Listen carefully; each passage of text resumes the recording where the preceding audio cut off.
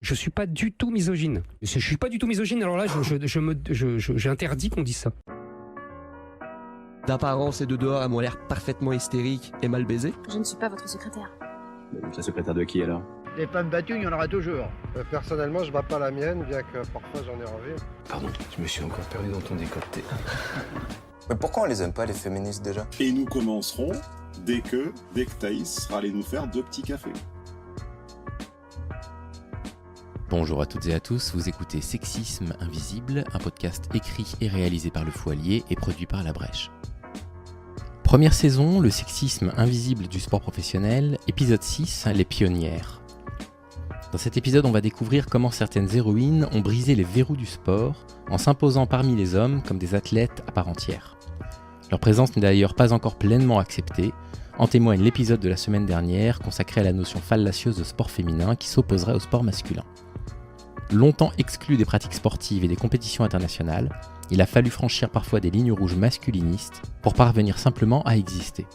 Les pionnières du sport, un sujet plus complexe qu'il y paraît, c'est notre épisode du jour. Aujourd'hui, on va parler de 5 femmes qui ont énormément fait pour le sport féminin, dont les noms nous sont parfaitement inconnus malheureusement aujourd'hui, à l'exception peut-être d'Alice Milia, même si Alice Milia n'est pas son vrai nom, c'est le pseudonyme sous lequel on la connaît.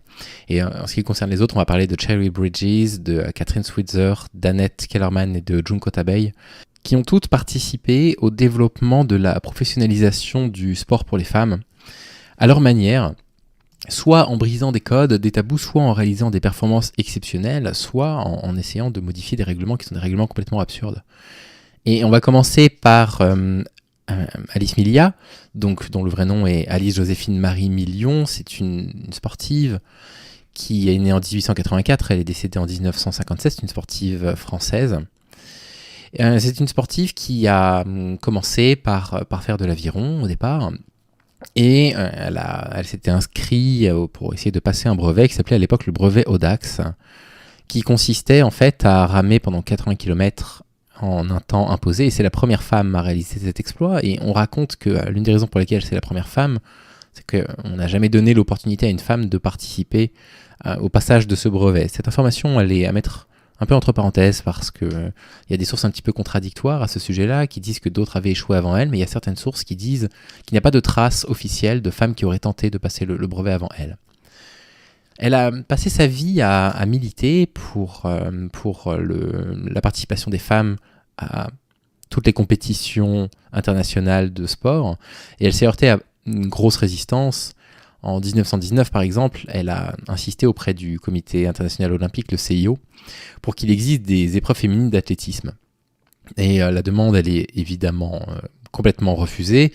En parallèle, elle s'efforce en fait de permettre à des équipes féminines de pratiquer différents sports, comme dans le football par exemple, le basket, le cross, le hockey sur gazon, la natation, etc. Et alors ce qui est assez amusant, c'est que finalement, il y a une fédération sportive féminine internationale qui finit par organiser des événements mondiaux d'athlétisme qui auront lieu entre les Jeux Olympiques. Et ce qui est assez amusant, c'est qu'au départ, en fait, c'était censé être les Jeux Olympiques avec la participation de femmes aux Jeux Olympiques. Simplement, en fait, le CIO était tellement réticent, en particulier Pierre de Coubertin était tellement réticent à cela, puisqu'il jugeait que les athlètes féminines étaient, je le cite, inintéressantes, inesthétiques et incorrectes, fin de citation. Et donc voilà, pour ne pas heurter la sensibilité de Pierre de Coubertin, elle décide d'organiser ces sortes de Jeux Olympiques totalement féminins entre les différents Jeux Olympiques dits masculins, ce qui montre bien, et on revient sur l'épisode précédent, que la notion de sport féminin sous-entend bien que le sport féminin est un adjuvant au sport masculin. Il y a une hiérarchie, il y a le sport, qui est réservé aux hommes, et il y a le sport féminin, ce serait deux choses différentes. Il n'existe pas la notion de sport masculin, il existe juste une notion de sport et une notion de sport féminin. Enfin, c'est en 1928 que grâce à elle, les athlètes en athlétisme femmes peuvent participer aux Jeux Olympiques. Et il se trouve qu'elle, ce sera la première femme qui sera nommée en tant que juge d'épreuves d'athlétisme pour les hommes. Mais voilà, tout ça, ça lui semble évidemment trop faible, et elle continuera à militer pour que le sport soit aussi bien accessible de façon professionnelle, de façon visible à toutes les compétitions internationales, aux hommes comme aux femmes. Et à ce titre-là, moi je vous recommande sa biographie qui s'appelle « Les 20 ans qui ont fondé le sport féminin ». Alors il y a la notion de sport féminin dans le titre de la biographie, malheureusement. C'est un ouvrage de Stéphane Gachet, qui est un ouvrage assez intéressant sur lequel j'ai appris pas mal de choses sur sa vie. La deuxième personne dont je vais vous parler, donc là on a Alice Milia, qui est celle grâce à qui il existe des épreuves d'athlétisme aujourd'hui reconnues par le CIO pendant les Jeux Olympiques. On va parler de Cheryl Bridges. Alors Cheryl Bridges, c'est une femme qui est toujours vivante, elle est née en 1947. Et c'est une femme qui a détenu un record assez impressionnant en marathon, parce que si je dis pas de bêtises, je crois que c'était la toute première femme à avoir couru le marathon en moins de 2h50. A priori, elle se destinait pas particulièrement à faire du sport. Elle s'intéressait un tout petit peu au cross d'une façon générale. Et la légende dit que pour rentrer chez elle après ses études le soir, elle rentrait en courant et qu'elle se rendait compte qu'en fait elle avait une endurance plutôt hors du commun, qu'en plus de ça, ça lui faisait du bien. Et donc elle développe finalement ses compétences. Elle développe ses compétences et puis au bout d'un moment, il y a certaines personnes qui commencent à lui dire qu'elle a un niveau physique assez incroyable, bien supérieur à la majorité des hommes qui courent à la même université qu'elle. Et donc, elle va voir l'administration de l'établissement scolaire dans lequel elle était pour s'inscrire à la compétition d'athlétisme. Et là, on est en 1960. Et elle se voit opposer un refus. C'est-à-dire qu'on lui dit, et on a des documents qui l'attestent, que j'ai sous les yeux là, A woman can't run, une femme ne peut pas courir. Précisant en plus que c'est pour son bien, c'est pour la protéger, parce que courir pourrait potentiellement détruire son système reproducteur. Là, on parle des années 60, hein, c'est-à-dire qu'on est il y a 64 ans. Hein. On est il y a vraiment très très peu de temps. Et au final, en fait, elle va ouvrir une brèche aux États-Unis, qui est une brèche absolument fondamentale et extrêmement importante, puisque en 66, c'est la première étudiante américaine qui reçoit une bourse en tant que femme, en tant qu'athlète. Jusque-là, les bourses universitaires, vous savez que les études universitaires sont très chères aux États-Unis, mais vous pouvez vous faire financer vos études si vous êtes sportif ou sportif de haut niveau.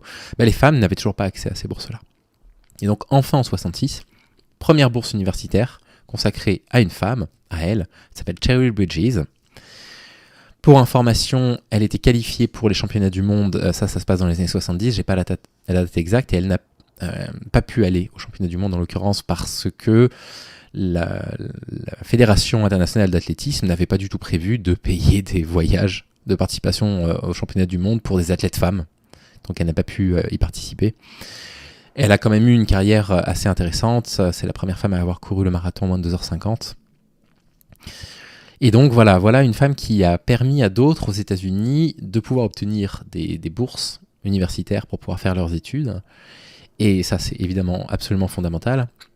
Et ça met le doigt sur quelque chose d'intéressant, c'est qu'à une époque où dans les années 70, enfin, on commence à considérer que c'est plutôt normal que des femmes puissent pratiquer le sport à un niveau international, ça fait quand même longtemps que c'est plutôt considéré comme acquis, ou en tout cas à haut niveau, mais on s'aperçoit que la fédération d'athlétisme ne prévoit pas de payer des billets pour les sportives.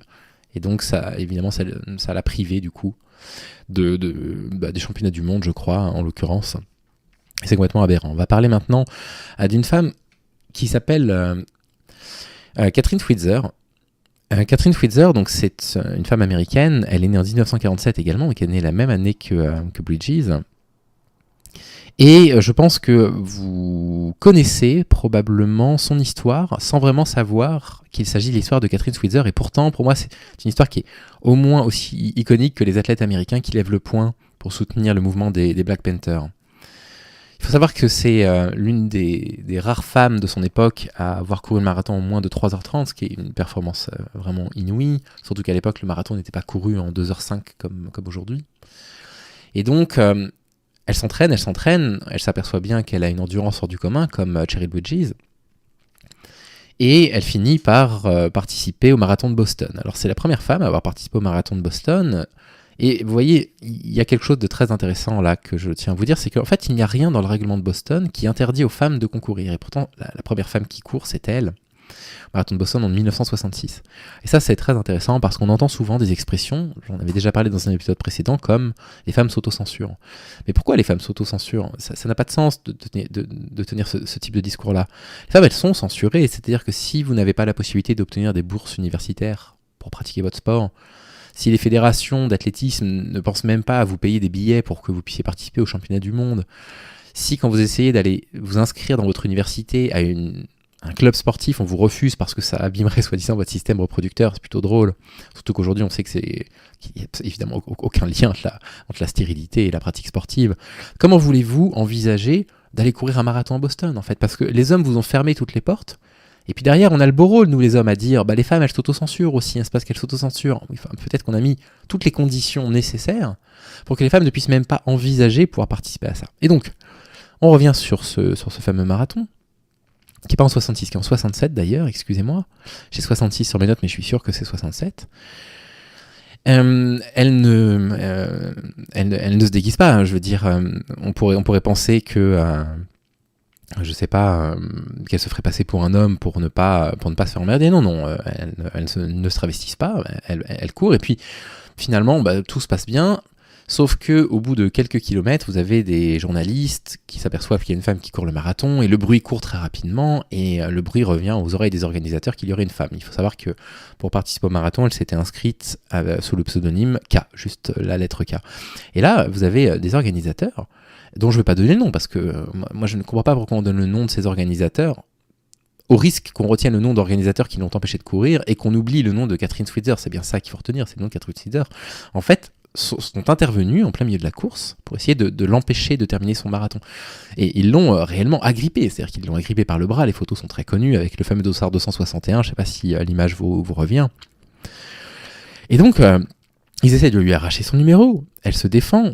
Il faut qu'il y ait son entraîneur et Annie Briggs, qui est une autre sportive avec elle, qui s'interpose pour la faire revenir à la raison. Et finalement, il lui laisse terminer le marathon. Elle finit par courir le marathon en 4h20. Et ce qui est intéressant, c'est qu'elle finit donc par atteindre le bout du marathon. Le marathon de Boston n'interdit absolument pas aux femmes de participer. Il n'y avait rien qui l'inscrivait dans les documents administratifs d'inscription, mais l'AAU, qui est la Fédération américaine d'athlétisme, elle interdisait aux femmes de courir sur route, elles pouvaient courir sur piste à ce moment-là, et donc elle choisit rétroactivement de la disqualifier de la course, et donc son temps disparaît de la course, et heureusement qu'il existait des journaux de l'époque pour pouvoir témoigner justement du fait qu'elle ait participé à ce marathon alors que elle en avait l'autorisation d'après le règlement du marathon de Boston, mais elle ne l'avait pas d'après le règlement de la Fédération de l'athlétisme, parce que sinon on l'aurait oublié. Et voilà, juste pour information, elle a fini par remporter un marathon, le marathon de New York, qui était ouvert aux femmes cette fois-ci, mais dans les catégories femmes, les marathons ne sont pas mixtes. À l'époque, elle l'avait couru en 3 heures et quelques minutes, je ne connais pas le temps exact, mais sachez que son record personnel, elle a couru au marathon de Boston en 1975, elle a reparticipé au marathon de Boston quand enfin, ils sont revenus à la raison, ils ont autorisé les femmes à concourir, et elle avait réalisé un temps de 2h51, elle est arrivée à ce moment-là deuxième. C'est pas comme ça que j'ai envie de voir des femmes. Mais pourquoi elles sont formidables ? Il nous reste à parler de 2 femmes qui sont pour moi des grandes icônes, des grandes précurseurs, des grandes pionnières de la participation des femmes à des compétitions internationales féminines. On va parler d'abord d'Annette Kellerman. Annette Kellerman, donc elle est franco-australienne. Elle est née en 1886, elle est décédée en 1975.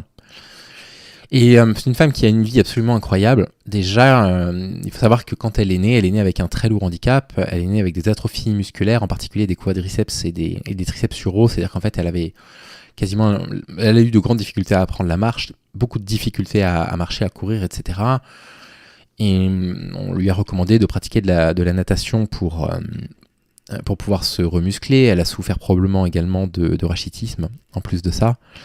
Donc vous imaginez que c'est très difficile d'envisager qu'une femme, je redonne son nom, Annette Kellerman, qui ait souffert de tel handicap, puisse représenter le sport dit féminin à ce point. Et pourtant,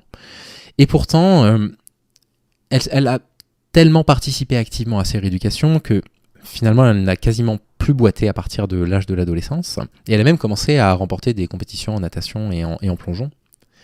Sauf que, en fait, ce qui l'intéressait, elle, c'était plutôt les courses d'endurance.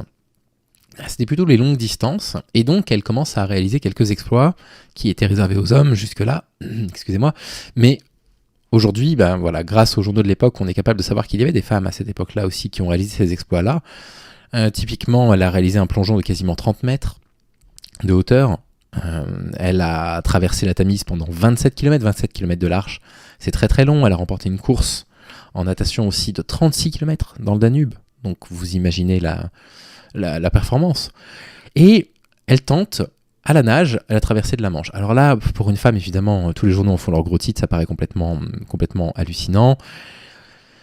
Et la distance est tellement grande, traverser la Manche à la nage, en plus de ça, c'est plutôt dangereux que pour éviter que les sportifs perdent de l'énergie pendant la traversée, on les autorise à traverser complètement nus, sans vêtements, sans maillot de bain, puisque vous savez que les vêtements, surtout de l'époque, retenaient l'eau, donc ça augmente votre poids. Et quand vous nagez dans une eau qui est à 10, 11, 12, 13 ou 14 degrés maximum, vous ne voulez pas perdre de l'énergie pour juste simplement améliorer votre flottaison. Et donc en fait, ce qui est assez dingue, c'est que elle participe à la traversée de la Manche à la nage, mais elle, on l'a contraint de porter une combinaison complètement intégrale, une combinaison vraiment de la tête aux pieds, ce qui est complètement fou. Elle va quand même tenir une dizaine d'heures, elle est obligée d'arrêter la course pour deux raisons. Déjà parce qu'il y avait des conditions climatiques qui étaient relativement difficiles, avec beaucoup de pluie, l'eau était plus froide qu'à l'accoutumée en plus de ça. Et deuxièmement, en fait, cette combinaison l'a profondément empêchée de faire cette traversée, a été vraiment une énorme épine dans son pied. Et donc, au final, qu'est-ce qu'elle a fait ? Eh bien écoutez, elle a fait quelque chose de dingue. C'est qu'en fait, elle a créé le maillot de bain, une pièce de maillot de bain que vous connaissez, une pièce qui découvre les jambes et les bras pour ne pas créer de restrictions pendant la nage. Et ça a évidemment fait complètement scandale, puisque à l'époque, les gens disaient que c'était complètement indécent, que c'était de la sexualisation et de la pornographie. Enfin bon, vous voyez, une époque en plus de ça plutôt libertaire, dans laquelle on est en train d'expliquer que les femmes ne peuvent pas montrer leurs bras et leurs jambes. On croit complètement rêver, quoi.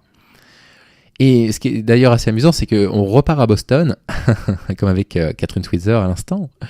Mais en 1907, donc elle participe à une compétition de natation, et elle a simplement les jambes et les bras dévoilés. Bah, qu'est-ce que vous pensez qu'il se passe ? Et ben en fait, elle est arrêtée par la police. Elle est arrêtée par la police pour indécence et atteinte aux mœurs. Bref, on croit rêver. Donc c'est dans les années 20 qu'elle développe sa propre gamme de maillots de bain. Et écoutez, cette gamme de maillots de bain, elle a existé, puis elle a fonctionné, donc elle a gagné beaucoup d'argent par rapport à ça, et elle a commencé à se diversifier. Elle a pris quelques cours de chant, elle a pris quelques cours de théâtre, et elle est devenue actrice dans le domaine du cinéma, qu'elle a joué dans quelques films, en particulier quand dans certains films il fallait, vous savez, des rôles de danseuses dans des ballets aquatiques. Moi j'en ai vu qu'un seul de ces films-là, qui s'appelle la Vénus des mers des Suds, je crois. Ça fait très longtemps que j'ai pas vu ce film. Voilà.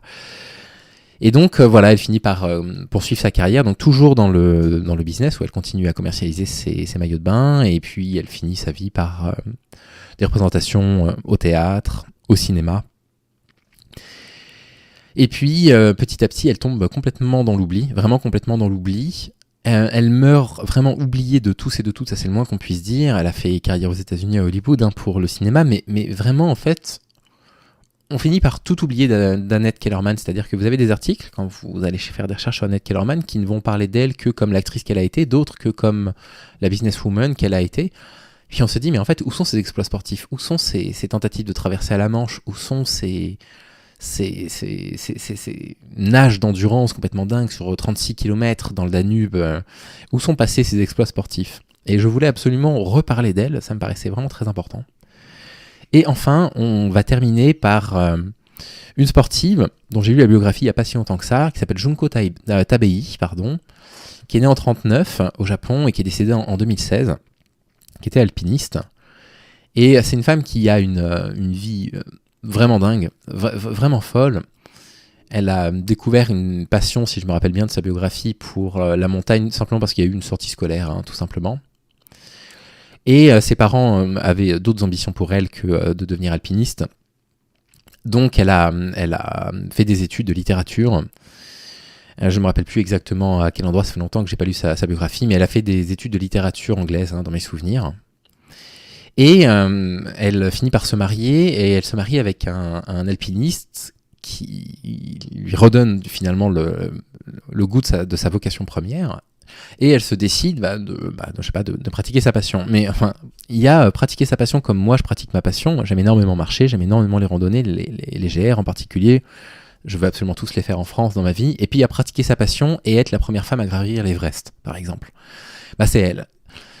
Junko Tabei, c'est la première femme à avoir gravi l'Everest. C'est vraiment une performance absolument extraordinaire, et on ne parle pas de gravir l'Everest comme aujourd'hui. Aujourd'hui, quand vous voulez aller monter sur l'Everest, vous prenez des avions qui vous emmènent sur différentes hauteurs, et puis en fait, vous avez que 50 mètres à marcher pour dire que vous allez marcher jusqu'au drapeau pour dire que vous avez gravi l'Everest. Non, on parlait vraiment de gravir l'Everest.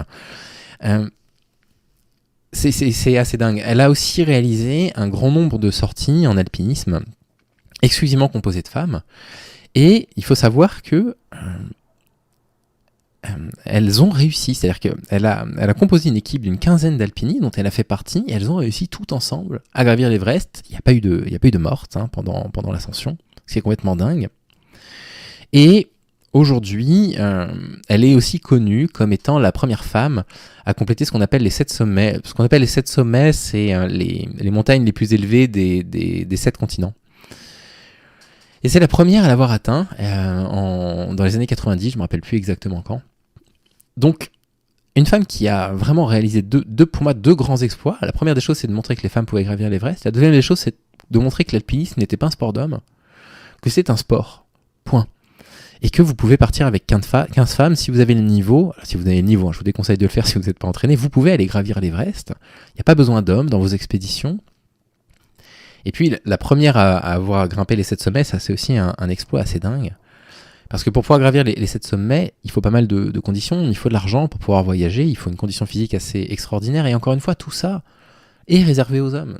Toutes ces choses-là, dans l'imaginaire collectif, ce sont des activités d'hommes. Et on le voit quand on voit des films qui représentent des alpinistes. On voit des corps musclés, on voit des corps vraiment très très très masculins, stéréotypés, virils, vous voyez ce que je veux dire, avec le stéréotype très négatif de la virilité. Et elle est la première à avoir montré que, en réalité, en fait, c'était accessible à absolument tout le monde, parce que l'alpinisme est un sport, et pas un sport d'hommes. Voilà. À la fin de sa vie, malheureusement, elle est morte d'un cancer pendant très longtemps. Je tiens aussi à préciser qu'elle a survécu à une avalanche. Elle a survécu à une avalanche, si je me rappelle bien, c'était, je me rappelle plus à quel endroit c'était. Je me demande si c'était pas quand elle a regrimpé l'Everest. Elle regrimpe l'Everest, une avalanche, elle est complètement ensevelie, elle survit à l'avalanche, et puis 2 semaines après, elle finit par atteindre le sommet de l'Everest. Je vous recommande absolument sa biographie. Vous avez aussi un bouquin que je n'ai pas encore lu, mais qui paraît-il est remarquable, qui s'appelle Femme au sommet, de Reinhold Melsner, qui raconte justement comment certaines femmes ont fait voler les verrous de l'alpinisme, les verrous mis par des hommes, bien évidemment, que je vous recommande grandement. Voilà 5 grandes pionnières dont je voulais absolument vous parler, 5 noms qui sont des noms oubliés vraiment de façon complètement injuste, c'est-à-dire que tout le monde se rappelle du nom de Pierre de Coubertin. Pierre de Coubertin qui était un type qui avait des idées incroyablement sexistes et misogynes.